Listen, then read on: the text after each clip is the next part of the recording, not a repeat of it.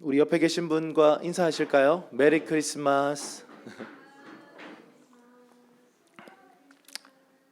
네, 이렇게 또 표현할 수 있을 것 같습니다. 또 다른 분에게 보면서 성탄을 축하합니다 한번 얘기해 주시죠. 오늘 말씀 함께, 오늘은 주보가 없습니다. 요한복음 1장 14절입니다. 요한복음 1장 14절 말씀 함께 한 목소리로 읽겠습니다. 시작. 말씀이 육신이 되어 우리 가운데 거하심에 우리가 그의 영광을 보니 아버지의 독생자의 영광이요 은혜와 진리가 충만하더라. 아멘. 2020년도에 우리 공동체에 주신 비전의 말씀이었습니다.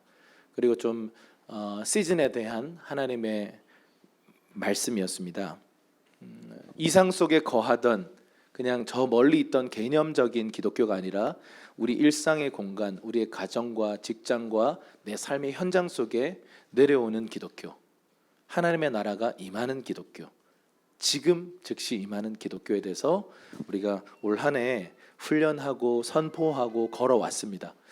이제 2020년도가 거의 다 갔는데 여러분 어떠셨습니까? 말씀을 육신이 조금 입혀서 내려오기 시작했습니까? 아직 여전히 저 멀리 계십니까? 예, 우리 내년에도 계속 이 분투를 할 텐데 올 한 해 하나님께서 우리에게 주신 분명히 열매들이 있을 거라 믿습니다. 작은 열매라 할지라도 그 열매를 주님께 드리며 경배하는 이 연말이 됐으면 좋겠습니다.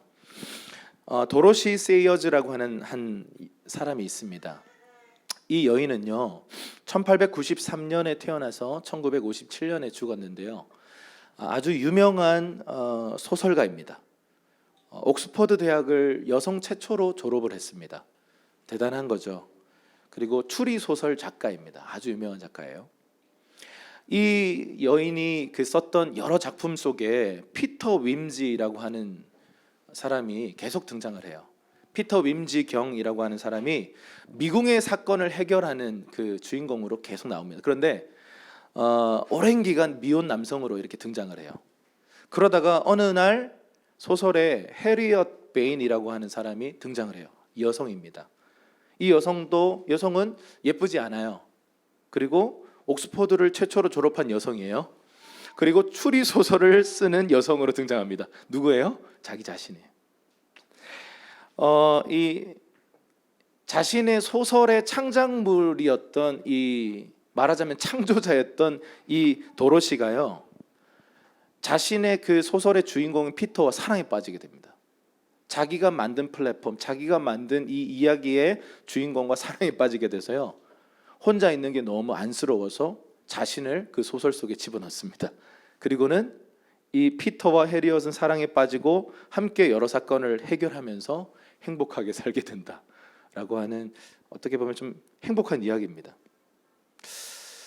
여러분, 이 이야기만 들어도 와, 참 놀랍다, 참 좀 뜻밖이긴 하지만 와, 참 아름다운 이야기구나라는 생각이 드는데, 여러분 실제로 이 일이 일어난 것입니다. 크리스마스는요, 하나님께서 모든 피조 세계를 지으시고 인간을 만드시고 그 인간을 사랑하셔서 자신이 만든 피조 세계 속에 인간의 몸을 입고 들어오신 사건입니다. 그리고는 사랑에 빠지고 더 나아가서, 사실 여기서는 그냥 뭐 행복하게 살았다라고 돼 있지만 죽기까지 복종하고 십자가에 자신을 내어주는 그 엄청난, 인류 가운데 없었던 사랑을 베푸신 사건입니다. 하나님은요, 이 크리스마스를 우리에게 허락하실 때 이것은요 아주 일방적인 사건이었어요. 우리한테 논의하신 적이 없어요. 그냥 아들을 주셨습니다. 그냥 이 세상 가운데 사람의 몸을 입고 그냥 와버리셨어요. 여러분, 이 사실은요, 당시에 제가 늘 반복해서 말씀드립니다만 모든 종교에서, 이 세상에 존재하는 어떤 종교에도 신이 인간이 되는 개념은 없어요. 거의 99%는 인간이 참 선을 이루고 인간이 어떤 수양을 해서 신의 경지에 다다르자, 여러분 득도한다, 해탈한다, 뭔가 신의 경지로 올라간다, 우리는 다 그것을 추구하게 돼 있어요. 더 탁월해지고 싶고 더 높아지고 싶어 합니다. 그런데 신이었던 그분이 자신의 피조물인, 근데 그 피조물들 중에서도 종의 형체로 오셔서 십자가에서 죽기까지 자신을 내어줬다. 이거는요, 어떤 종교에도 나타나는 신의 모습이 아닙니다. 대부분 신을 잘 달래야 돼요. 달래서 복을 얻어내는 거지, 그냥 종으로 섬기기 위해서 신이 자신을 낮추었다, 이런 거는 어떤 사상에도 등장하지 않습니다. 여러분, 하나님은요, 이 크리스마스를 우리 가운데 그냥 준비되지 않은 인류 가운데 그냥 선포하셨어요. 일방적으로 선택하시고 선언하시고 일방적으로 사랑해버리셨어요. 그런데 우리가 전혀 준비되지 않았습니다. 그 이야기가 로마서 5장 8절에 적혀 있는데 한번 읽어볼까요? 시작. 우리가 아직 죄인 되었을 때에 그리스도께서 우리를 위하여 죽으심으로 하나님께서 우리에 대한 자기의 사랑을 확증하셨느니라. 하나님께서 자신의 아들을 내어주셔서 죽음으로 사랑을 확증했다라고 하는데 언제예요? 언제 그 일이 일어났다고 합니까? 우리가 아직 죄인 되었을 때, 이런 겁니다. 죄 짓고 난리를 치고 있는데 예수님을 이 땅에 보내셨고 죽게 하셨다는 거예요. 그게 하나님 사랑의 확증이었다, 이렇게 얘기하는데 굉장히 일방적이에요. 여러분, 하나님 사랑은요, 일방적인 사랑입니다. 예를 들어서 일방적인 독재, 뭐 일방적이다 할 때는 굉장히 좀 부정적으로 쓰이잖아요. 그런데 일방적 사랑은 뭐냐면요, 무조건적 사랑이에요. 네가 잘 났든 못 났든, 네가 잘하든 못하든 나 일방적으로 너 사랑할 거야. 그리고는 사랑할 거야 말만 하는 게 아니라 내 가장 소중한 생명을 내어주기까지, 나의 독생자를 아낌없이 내어주기까지 너를 사랑할 거야 라고 하는, 사실은 인류가 감당하기 힘든, 이걸 어떻게 이해해야 할까요? 여러분, 생각해 보십시오. 자신의 아들을 내어주는 것 상상할 수 있겠습니까? 모스트라고 하는 영화가 있습니다. 한 다리에서요, 이 아버지와 아들이 그 철도 그 요원으로 일을 하는데, 외국에는 이제 긴 다리를 철도로 되어 있어서요, 이 배가 지나가려면 이 철도이면서 다리를 이렇게 접어야 돼요. 그리고 또 이렇게 펼쳤다가 접었다가, 이게 이제 외국에는 많이 있습니다.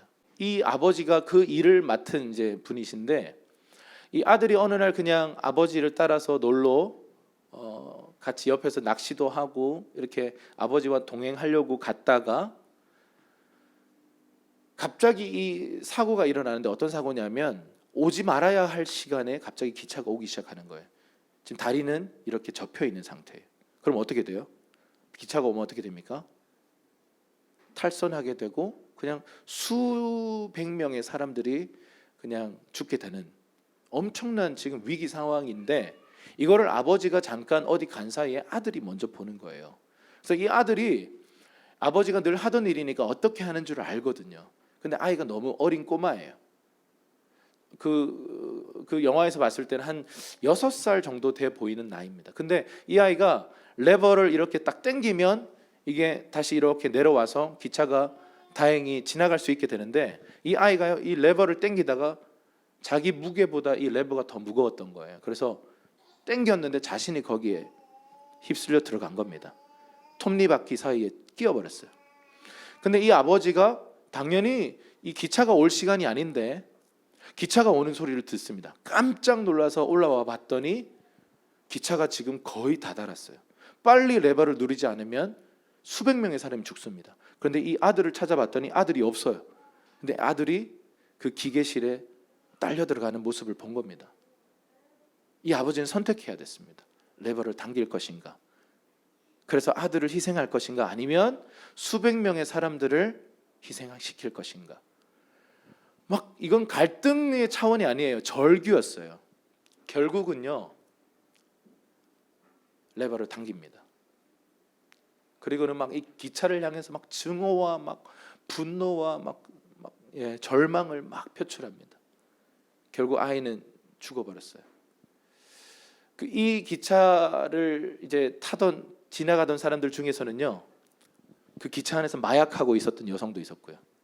수많은 절망과 이 세상의 악한 죄악 속에 빠져 있던 사람들이 막 한 사람 한 사람 이렇게 지나가는 거예요. 그런데 지나가다가 이 아버지의 절규하는 얼굴을 보고는 충격받습니다. 그리고 이 영화의 마지막 장면 보면요, 그 마약하던 여성이 완전 새 삶을 살게 되는 굉장히 상징적인 영화입니다. 하나님이 독생자 예수님을 희생하신 사건에 대해서 아주 상징적으로 보여주는 영화입니다. 기회가 되시면요, 모스트라고 한 영화 꼭 한번 보시면 좋겠어요.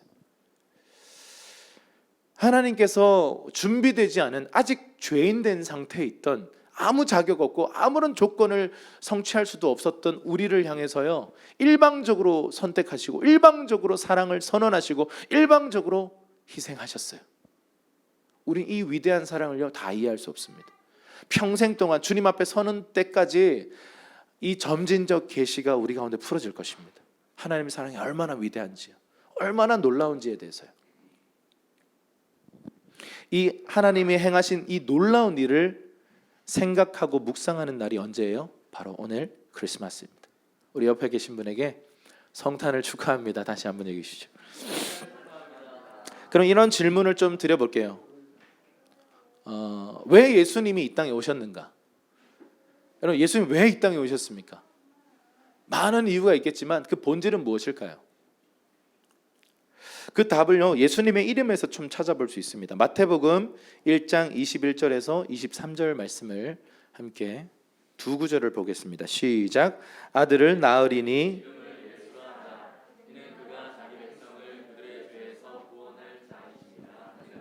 보라, 처녀가 잉태하여 아들을 낳을 것이요 그의 이름은 임마누엘이라 하리라 하셨으니 이를 번역한즉 하나님이 우리와 함께 계시다 함이라. 아멘.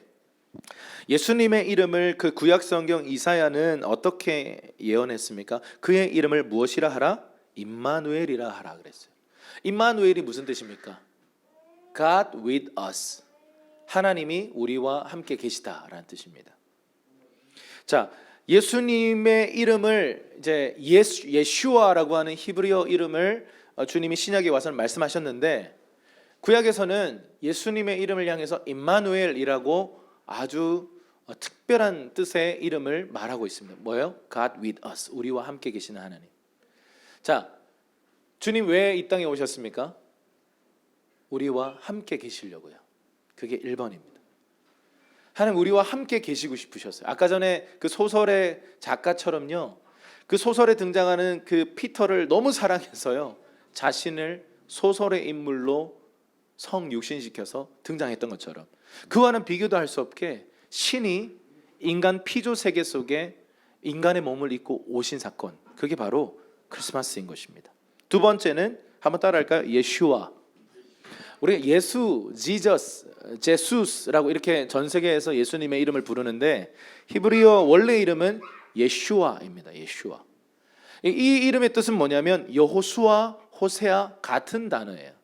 이거를 조금씩 다르게 발음한 겁니다. 여호수아, 호세아, 예슈아 사실 같은 거예요.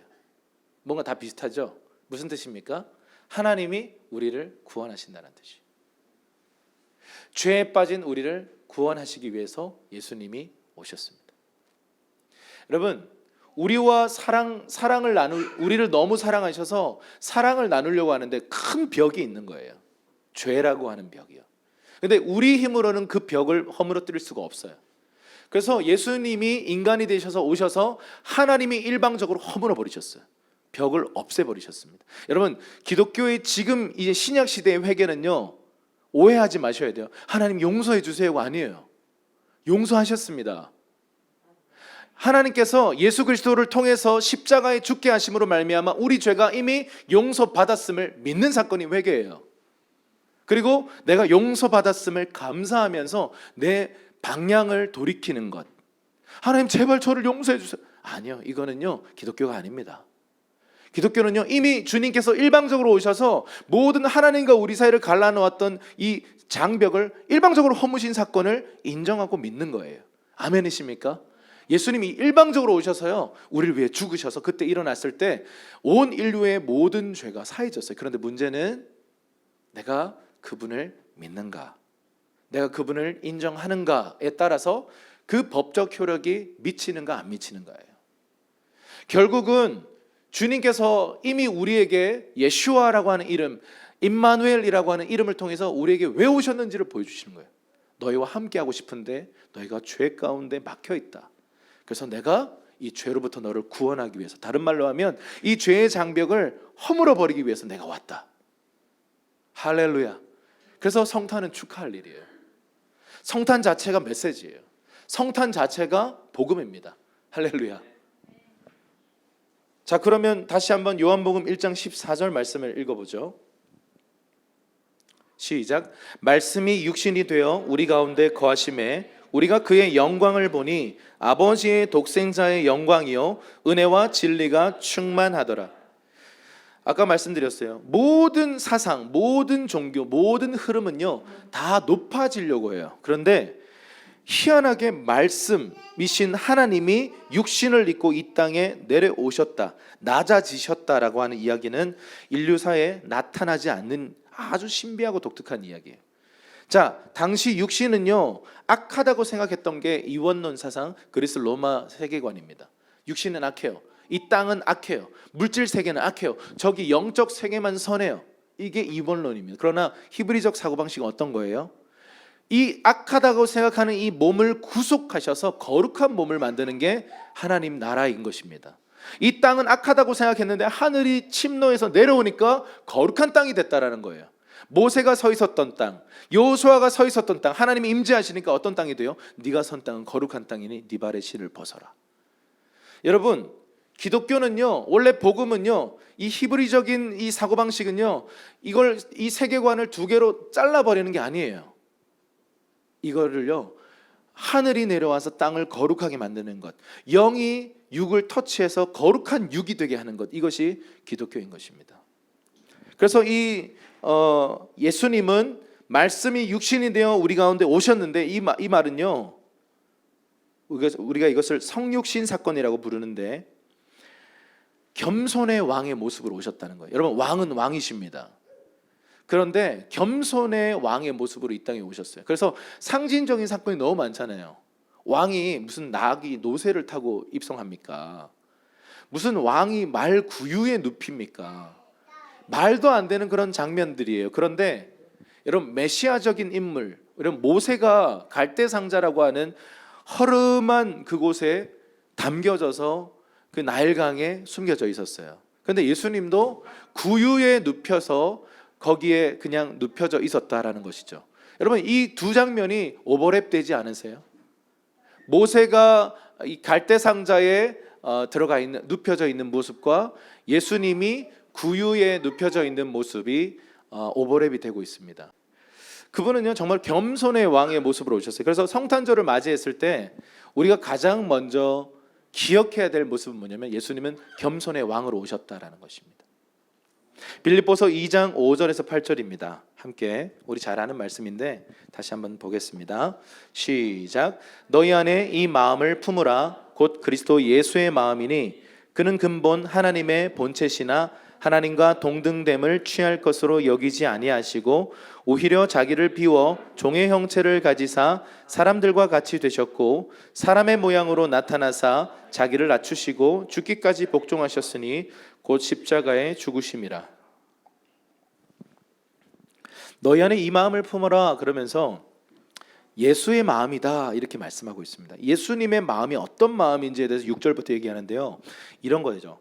근본 하나님의 본체, 다시 말해서 그분은 하나님 자신이신데 하나님과 동등됨을 취할 것으로 여기지 아니하시고 자기를 비워 종의 형체, 다시 말해서 하나님 자신이신데 하나님과 동등됨을 취하지 않으시고 그 보좌를 내려놓고 낮아지셨다. 이 말은 뭐냐면 겸손하시다라는 거죠.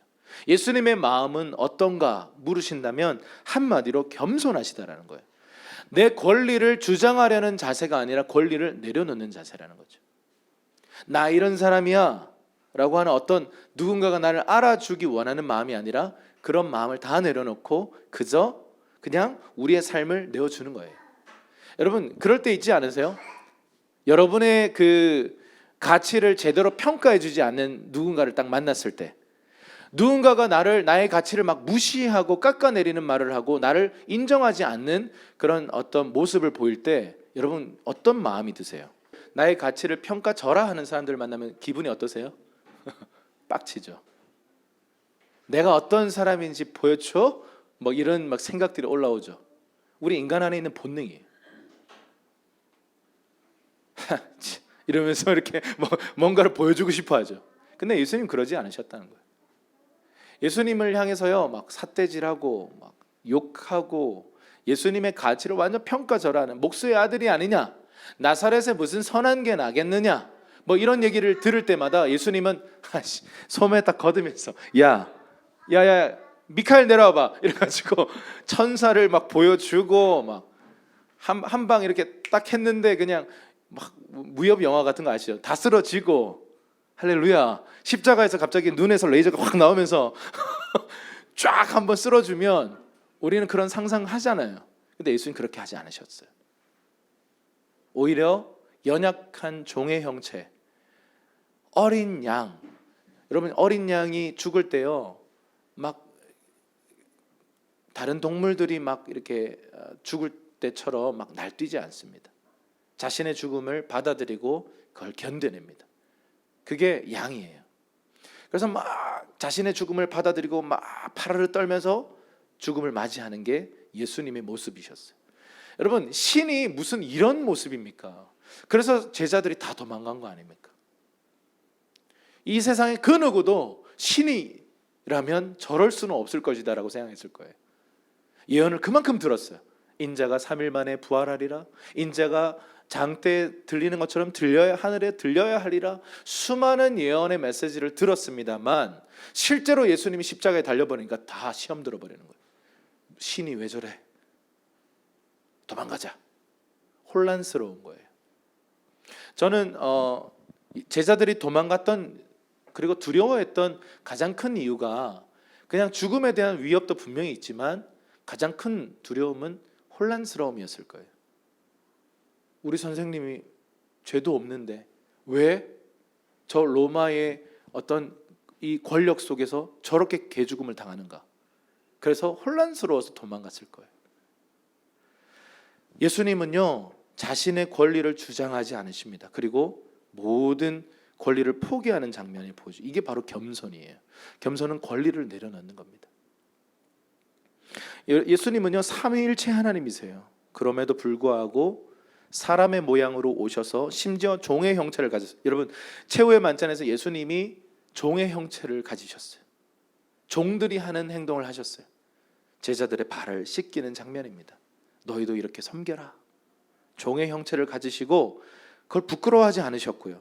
그리고 자신을 높이려 하지 않고 자신을 오히려 낮추셨는데 어디까지 낮추셔요? 죽음까지 불사하고 복종해요. 그게 바로 십자가입니다. 이게 바로 주님의 겸손함이고 우리가 본받아야 할 자세, 마음입니다. 여러분 우리가 애완동물 요즘 많이 키우잖아요.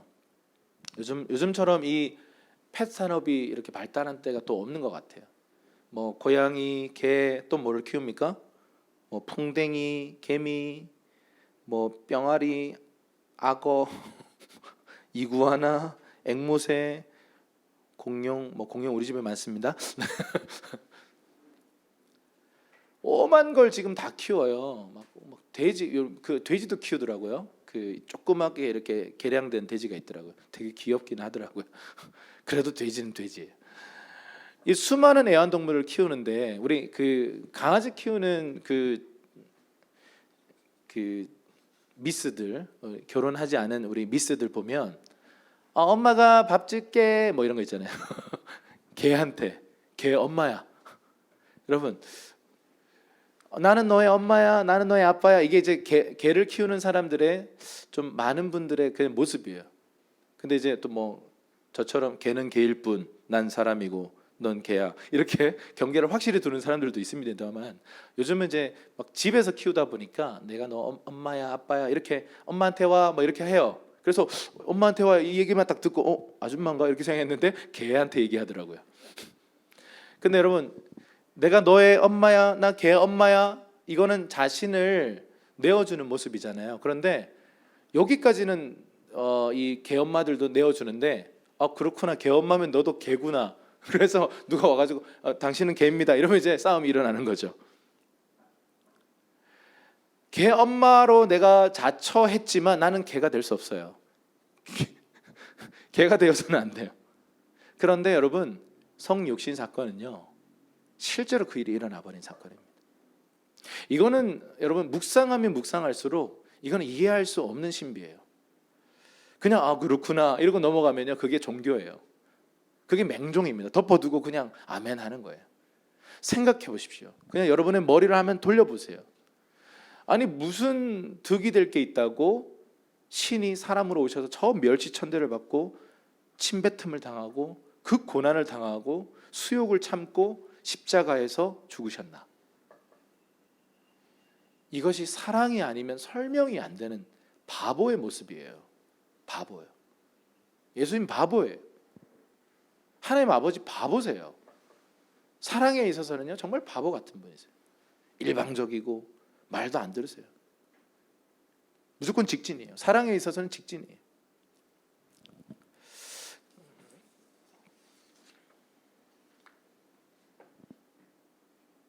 예수님이 인간이 되셔서 우리와 함께 계시고 우리를 구원하시고 사랑하신다는 메시지가 얼마나 놀라운 메시지인지 깨닫고 이해되는 이 성탄의 하루가 되기를 주님의 이름으로 축원합니다. 그날 밤, 성탄의 밤에 있었던 한 부분을 살펴보겠습니다. 함께 읽겠습니다. 시작. 오늘 다윗의 동네에 너희를 위하여 구주가 나셨으니 곧 그리스도 주시니라. 너희가 가서 강보에 쌓여 구유에 뉘어 있는 아기를 보리니 이것은 너희에게 표적이라 하리니 홀련히 수많은 천군이 그 천사들과 함께 하나님을 찬송하여 이르되 지극히 높은 곳에서는 하나님께 영광이요 땅에서는 하나님이 기뻐하신 사람들 중에 평화로다 하니. 네, 예수님이 삼위일체 창조주 하나님이신데 그 온 세상에 참된 왕이 태어난 곳이 다름 아닌 베들레헴의 한 마구간이라는 사실이 충격일 수 없습니다.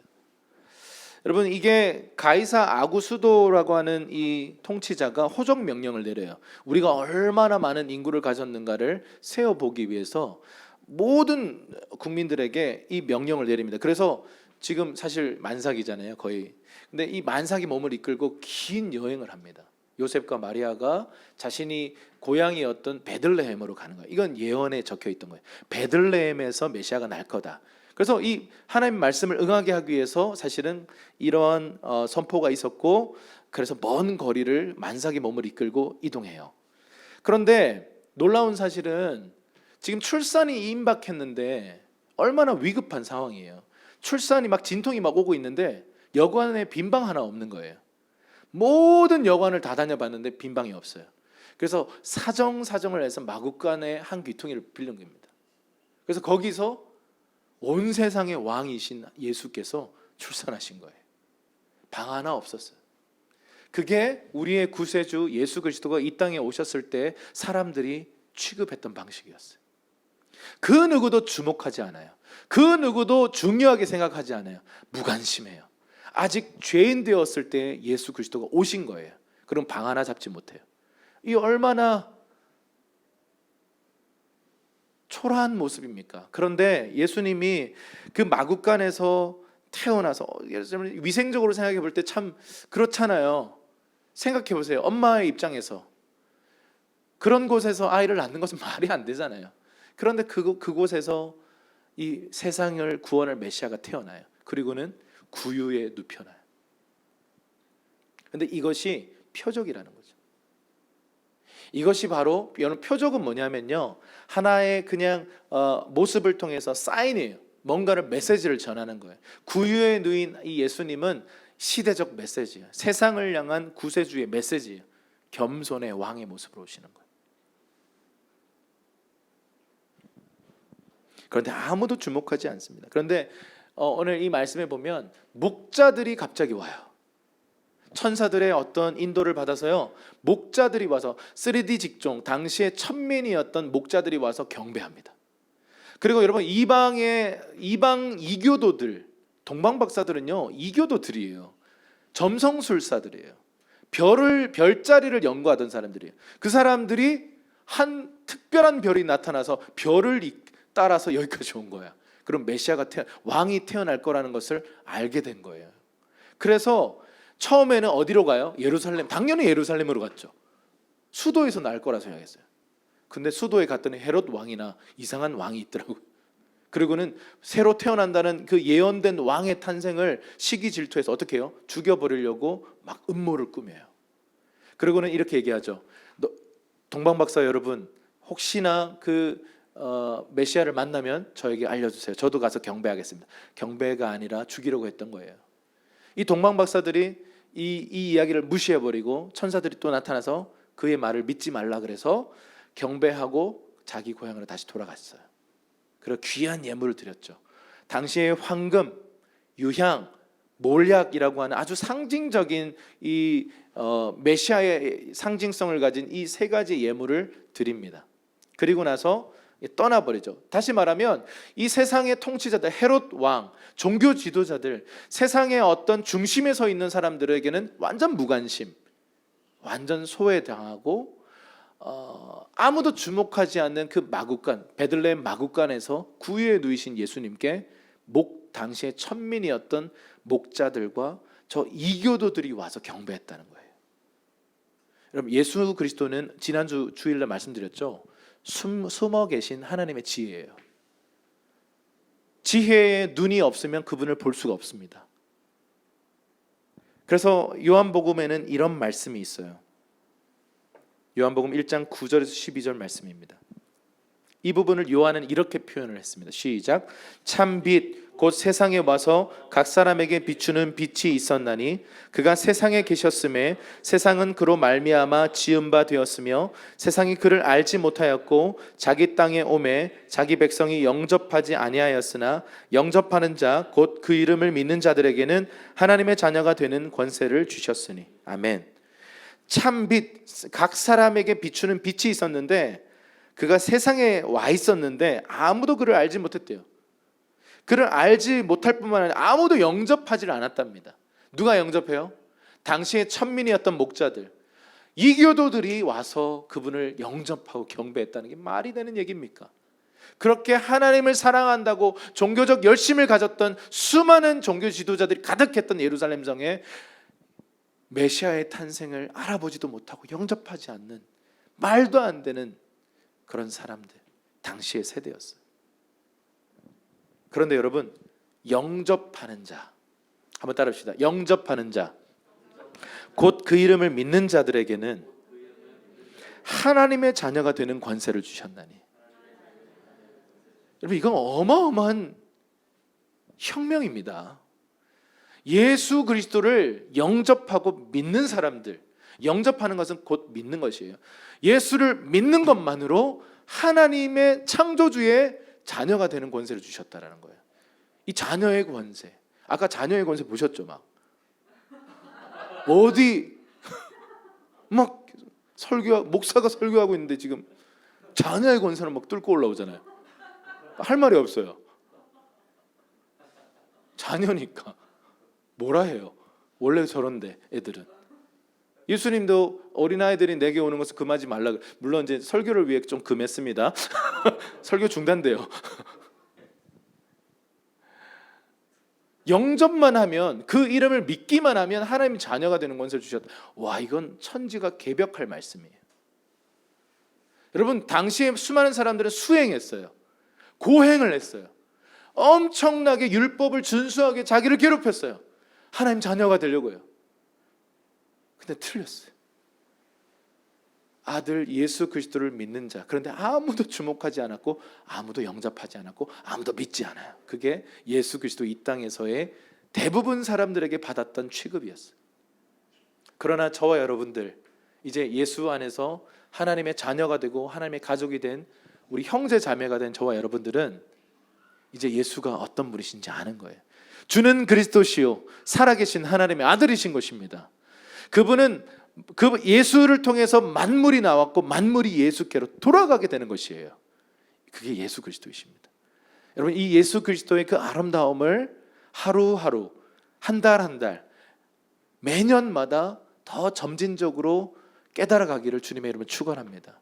나이가 들수록 예수가 얼마나 아름다운 분인지, 나이가 들수록 예수가 얼마나 놀라운 분인지를 더 깊이 깨닫게 되는 저와 여러분 되기를 바랍니다. 그래서 주님은 공평하게요, 너 지식이 많으면, 너 애를 쓰면, 너 돈이 많으면 하지 않고요, 믿으면 자녀가 될 것이다. 우리의 오감을 내려놓고, 우리의 경험과 지식 다 내려놓고 그저 겸손의 왕이신 주님 앞에 나도 겸손하게 믿음으로 반응할 줄 아는 사람이면 너는 내 아들이야, 내 딸이야. 여러분, 이것이 성탄의 메시지인 것입니다. 겸손의 왕으로 이 땅에 오신 예수 그리스도의 그 앞에요, 뭔가 이렇게 교만하게 왔구만, 이거 아니죠. 자신을 깨트리고 자신을 낮추고 권리를 내려놓고 그 앞에 자신의 귀한 예물을 내어드리고 경배하고 자신의 삶을 헌신하고 그 예수를 따라가기 시작하는 것, 여러분, 그것이 성탄을 맞이한 저와 여러분들이 겸손의 왕이신 주님 앞에 겸손한 경배로 나아가는 그러한 결단이 여러분들 가운데 있기를 주님의 이름으로 축복합니다. 말씀을 좀 마무리하겠습니다. 말씀이 육신을 입어서 이 땅에 오신 이 사건, 크리스마스는요, 겸손의 왕이신 예수 그리스도에 대한 관한 얘기입니다. 온 세상을 구원하기 위해서 하나님의 아들 예수 그리스도가 이 땅에 나셨는데 아무도 환대하지 않았어요. 그러나 우리가 이 예배 시간마다 그분을 환대하잖아요. 환영하잖아요. 초청하잖아요. 웰컴하잖아요. 여러분, 그것은 마땅한 거예요. 그것이 바로 찬양인 것입니다. 우리가 웰컴하고 찬양하기 시작할 때 주님 그 찬양의 보좌에 임재하십니다. 그리고 그분을 계시하기 시작하실 거예요.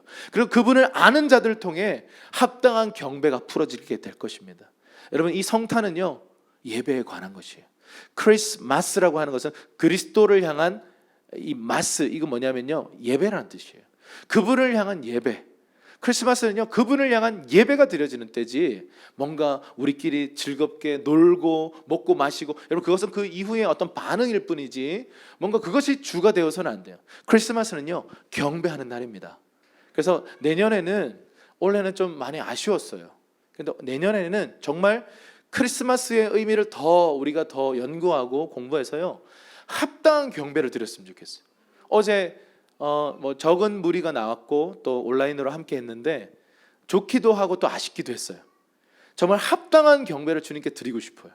합당한 찬송을 우리가 드렸으면 좋겠어요. 그냥 우리가 우리 끼를 발표하는 그 발표 말고요, 그분께 합당한 찬양과 경배를 올려드리는 크리스마스가 되기를, 저 여러분의 삶에 풀어지기를 주님의 이름으로 축복합니다. 함께 기도하겠습니다. 2000년 전에 이 땅에 오신 구유에 누이신 예수님, 우리가 합당한 경배와 찬양을 드립니다. 주님, 세세토록 영광 받으시옵소서. 주님, 모든 나라와 족속과 열방들이 다 나와서 어린 양을 노래하게 되는 그날이 올 것입니다. 모든 영광과 존귀와 능력과 부와 지혜와 힘과 찬송을 세세토록 어린 양께 돌릴지어다. 합당한 어린 양께 영광과 찬송이 돌아갈지어다. 예수님, 영광을 받으시옵소서. 캄캄함이 만민을 가리우고 있지만 세상의 빛으로 오셔서 온 세상의 빛을 비추신 예수 그리스도의 영광을 선포합니다. 교회여 일어나 예수 그리스도를 찬양할지어다. 교회여 일어나 왕의 오심을 전할지어다. 교회여 일어나 주님을 경배할지어다. 하늘에 있는 천군과 천사들아, 모든 만물들아, 합당한 이 주님의 영광을 찬양할지어다. 주님, 감사합니다. 오늘 하나님, 모든 교회로부터 합당한 영광과 찬송과 경배를 받으시옵소서. 그리고 온 세상의 좋은 소식, 온 세상의 평화의 소식이 전파되어 나뉘어 있던 분쟁 가운데 소란스러운 이 세상 속에 하나님의 나라가 임하여 주옵소서. 감사와 찬양을 주님께 올려드리옵고 살아계신 예수 그리스도의 이름으로 기도했습니다. 이제는 우리 주 예수 그리스도의 은혜와 하나님 아버지 사랑과 성령의 교통하심이 오늘 성탄의 아침 주님을 예배하기로 결정하며 주 앞에 나온 모든 한 사람 한 사람, 또 온라인으로 함께 예배하고 있는 우리 모든 형제 자매들 위해 이제로부터 영원토록 함께 있을지어다. 아멘. 하나님께 영광의 박수를 드립시다. 할렐루야. 아멘. 우리 앞뒤 좌우분과 다시 한번 인사합시다.